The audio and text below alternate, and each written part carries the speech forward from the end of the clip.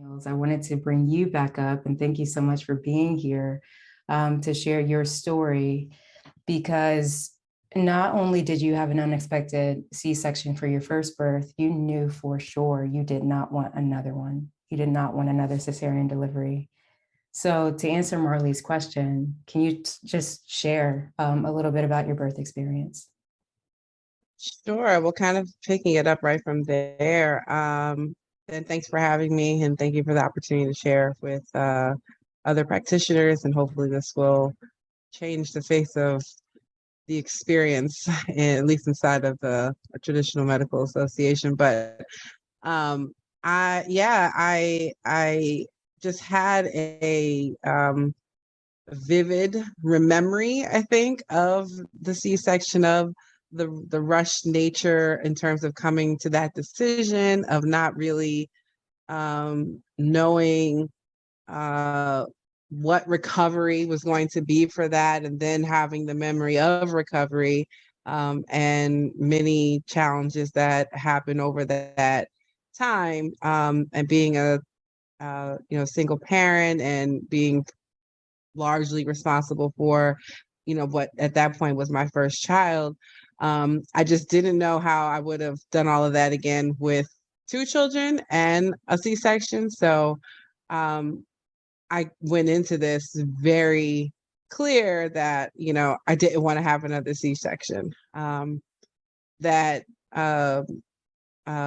firmness definitely waned a few times right through the whole experience, but I think it was really the driving factor in me coming back to saying, okay, no, this is really what I want to have happen. But it was a challenge. It wasn't an easy road, to say the least.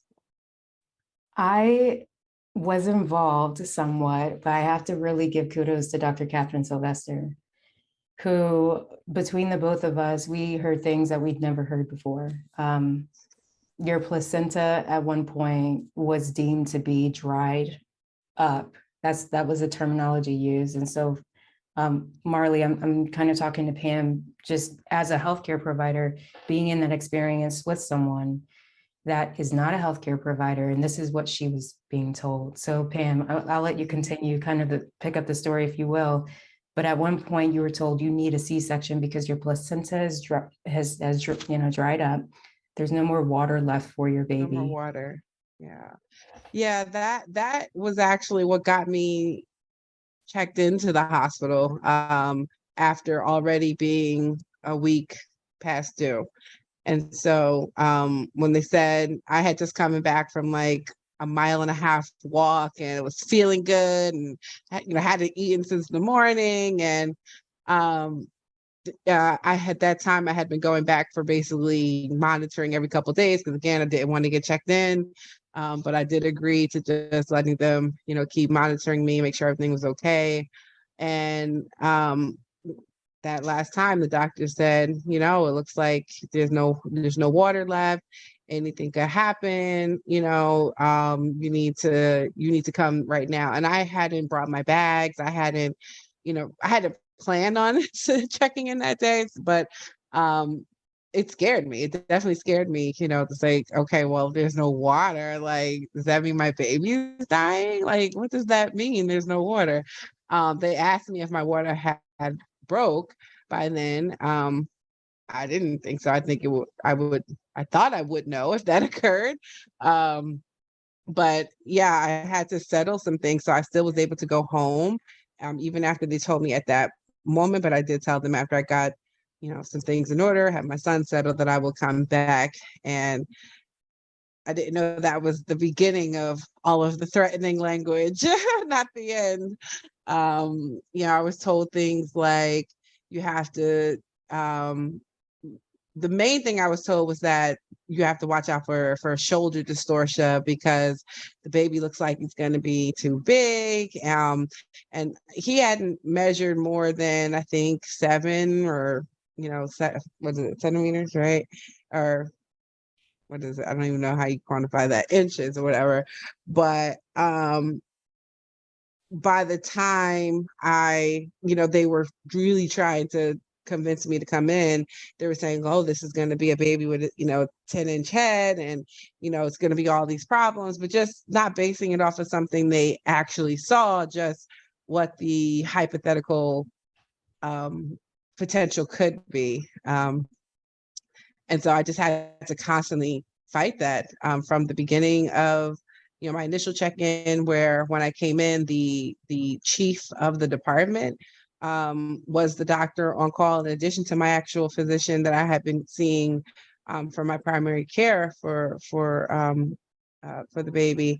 And he runs down all of the issues. He says, well, you need to sign a paper that says that in the middle of the night, if something happens and we have to rush you to the hospital, rush you to an emergency a C-section, that you're going to authorize for that. But I'm like, is that likely going to happen?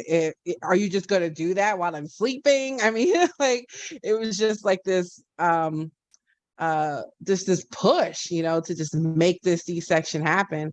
And I ended up being in the hospital for, was it 4 or 5 days? Was it something like that? And every morning, first thing in the morning, 6 o'clock, are you ready for your C-section? I was able to, through the help of both Dr. Seagraves and Dr. Catherine, just really get in control of the proceedings, if you will. We controlled like how much Pitocin, was used in the induction that, eventually did occur. And, we turned the drip off at a time, we allowed my body to respond to things while everyone just wanted to up, pump it. And it's, as much as there were, again, these moments where there were just some real, I didn't realize in a moment how crazy the things were that were being said, but Rebecca The epidural, and Dr. it's Catherine true. they were like, what did they say to you?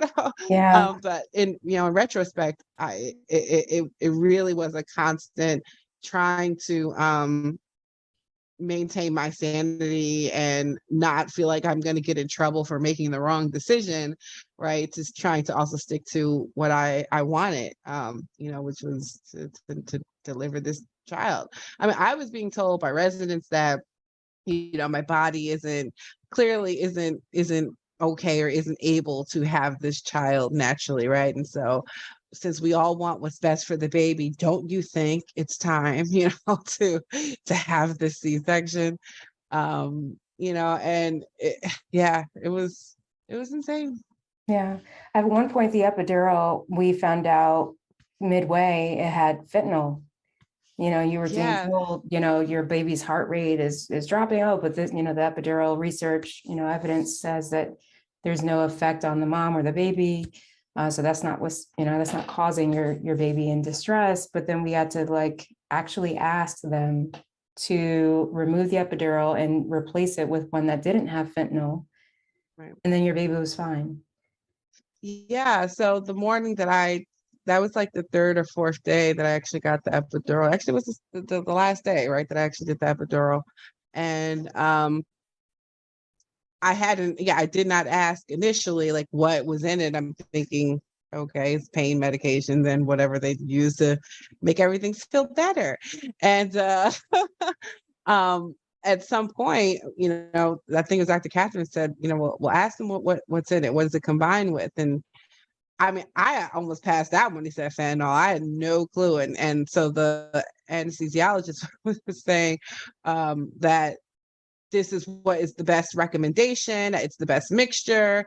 And I had to ask him at least like 3 times, is there an alternative, before he actually said, oh yeah, there is something else we can use. And I mean, I physically felt like the last drops of the fentanyl lace stuff leave, before the new stuff was coming in. I mean, it was very noticeable. So to say that, that there would be no effects on the child, or that the child wouldn't, get any dosages of that, I mean, it's really disingenuous for sure. Yeah. And so, I mean,